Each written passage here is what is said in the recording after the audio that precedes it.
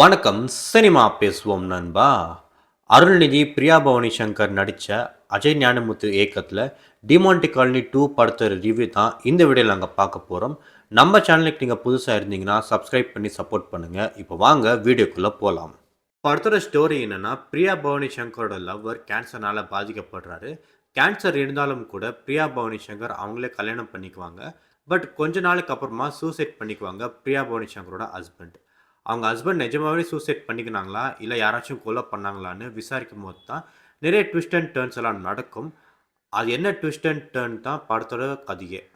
படம் Demonte colony part 2 எடுக்கிறதுனால part 1 கொடுத்த கனெக்ஷன் பெர்ஃபெக்ட் மேட்சாக இருந்துச்சு. பார்ட் 2 வெறும் படமாக இல்லாமல் எப்படி எடுத்தால் நல்லா இருக்கும்னு யோசித்த டைரக்டர் அஜய் ஞானமுத்துவை பாராட்டணும். படத்தில் தேவையில்லாத சீன்ஸ் எதுவும் நம்ம சொல்ல முடியாது. ஒரு ஒரு சீனுக்கும் ஒரு பேக் ஸ்டோரி அண்ட் மிஸ்ட்ரி இருக்குது. படம் ஸ்டார்டிங்கில் கூட டிமாண்டி காலனி பார்ட் 1 ரீகால் பண்ணிக்க பார்ட் 1 இருக்கிற முக்கியமான சீன்ஸ் எல்லாமே போட்டாங்க. அப்போ கூட எதுவும் லேகாக ஃபீல் ஆகாமல் ஸ்ட்ரைட்டாக கதைக்குள்ளே போனாங்க. முக்கியமாக அந்த பார்ட் 1 அண்ட் பார்ட் 2க்கு இருக்கிற அந்த கனெக்ஷன் பார்த்திங்கன்னா ஒரு எக்ஸ்டாப்ளிஷ்மெண்ட் ஷார்ட்டாக வச்சு அதை அழகாகவும் டிசைன் பண்ணியிருந்தார் அஜய் ஞானமுத்து. படம் ஆரம்பிக்கிறதுக்கு முன்னாடி டிமாண்டி காலனி பார்ட் 1 ரீகால் பண்ணிக்க பார்ட் 1 இருக்கிற முக்கியமான சீன்ஸ் எல்லாமே போட்டாங்க. அண்ட் அப்போ கூட எதனா லேகோ நம்மளுக்கு ஃபீல் ஆகலை. ஸ்ட்ரெயிட்டாக கதைக்குள்ளே போனாங்க. படத்தில் முக்கியமாக அருள்நிதி அண்ட் பிரியா பவானி சங்கரோட ஆக்டிங் ரொம்பவே நல்லா இருந்துச்சு. படத்தோட சினிமாட்டோகிராஃபி அண்ட் எடிட்டிங்கும் நல்லா இருந்துச்சு. ஹாரர் அண்ட் பயப்படுற மாதிரி சீன்ஸ் எதுவும் இல்லை, ரொம்பவே சுமாராக தான் இருந்துச்சு. கிராஃபிக்ஸ் ரொம்பவே நல்லா இருந்துச்சு, நம்ம சொல்ல முடியாது, சுமார் தான் அண்ட் ஓகேவாக தான் இருந்துச்சு. படத்தில் பிக் பாஸ் அர்ச்சனா கூட ஆக்ட் பண்ணியிருக்காங்க. பட் அவங்க சீன்ஸ் எல்லாமே ரொம்ப கிரின்ச்சாகவும் இருந்துச்சு.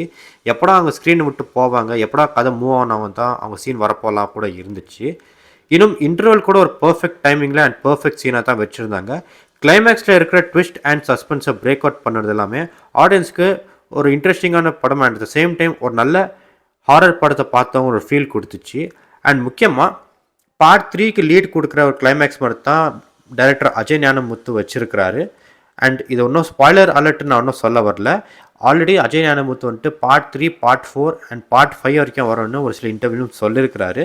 மேபி பார்ட் 2 பார்த்த ஆடியன்ஸ் வந்துட்டு பார்ட் 3 வேணும்னு கேட்டாங்கன்னா கண்டிப்பாக அஜய் ஞானமுத்து எடுக்கிறதுக்கான வாய்ப்புகள் நிறைய இருக்குது. இன்னும் கிளைமேக்ஸில் ஒரு முக்கியமான கேரக்டர் வந்துட்டு அஜய் ஞானமுத்து அவங்க பிரேக் அவுட் பண்ணியிருக்கிறாரு. அது எந்த கேரக்டர், அது என்ன ரோல்னு சொல்லிட்டு நீங்கள் படம் பார்த்து தெரிஞ்சுக்கோங்க.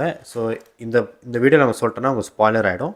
ஸோ கண்டிப்பாக நீங்கள் தியேட்டரில் பார்த்தீங்கன்னா உங்களுக்கு அது ஃபீல் ஆகும். படத்தில் யாரோட கேரக்டர் ஆடியன்ஸ்க்கு ரொம்ப பிடிக்கும்னு பார்த்தீங்கன்னா அது அருள்நிதி அண்ட் பிரியா பவானி சங்கரோட கேரக்டர் தான். மேபி பிரியா பவானி சங்கர் அண்ட் அருள்நிதிக்கு இந்த படத்துக்கு அப்புறமா ஒரு நல்ல ஸ்கிரிப்ட்ஸ் வரதுக்கான வாய்ப்புகள் நிறைய இருக்குது. ஏன்னா பிரியா பவானி சங்கர் நடித்த படங்கள் எல்லாமே ஃப்ளாப் ஆகிடுச்சு. ரீசெண்டாக கூட பார்த்தோம், இந்தியன் 2ல் பிரியா பவானி சங்கர் நடித்ததுனால தான் ஃப்ளாப் ஆகிடுச்சின்னு கூட ஒரு ட்ரால் பண்ணிட்டு இருந்தாங்க. மேபி இந்த பிரியா பவானி சங்கருக்கு இந்த படம் ஒரு கம்பேக் படமாக இருக்குது.